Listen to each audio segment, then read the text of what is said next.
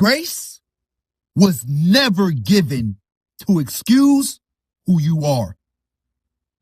It was given to empower who you're becoming. But when grace is misused, mercy becomes a shield that protects immaturity instead of destroying it.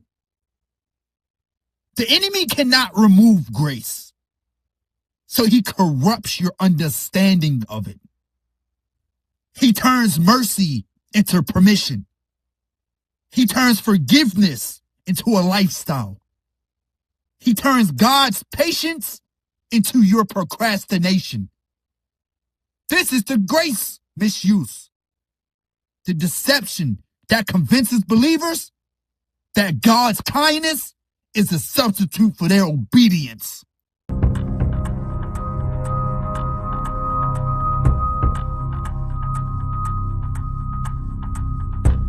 So understand me clearly. Grace is not God lowering his standard. It is God empowering you to rise to it.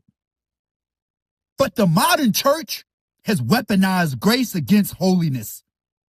They preach mercy without transformation, forgiveness without repentance, identity without discipline, destiny without dying to self. They turn grace into a spiritual bandage, something you use to cover the wound instead of letting God completely heal it. They turn grace into a hiding place, a place to escape conviction instead of a place that confronts sin. They turn grace into a loophole, a way to stay immature while claiming spiritual maturity. But grace was never meant to protect your weaknesses. It was meant to strengthen it. Grace is not a shield for immaturity. It is the power that destroys it. Grace is not God saying, stay where you are.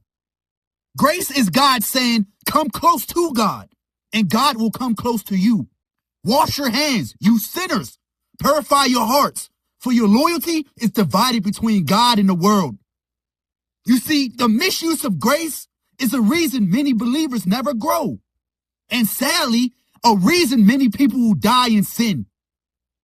They confuse God's patience with God's approval.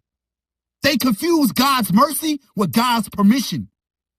They confuse God's kindness with divine approval, as if mercy changes what God already made final. But God does not negotiate with sin. He speaks once and it stands forever. Grace is not a license for sin. It is a lifeline out of sin and into a new life made in Christ. So hear me clearly. If your version of grace never confronts your sin, it is not grace. It is deception. If your version of grace never produces maturity, it is not grace. It is comfort. If your version of grace never leads to obedience, it is not grace. It is rebellion wearing a Christian mask.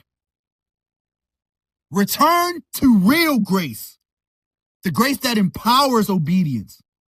The grace that strengthens your spirit. The grace that produces maturity. Let grace train you. Let grace discipline you. Let grace transform you. Mercy is the doorway. Maturity is the destination.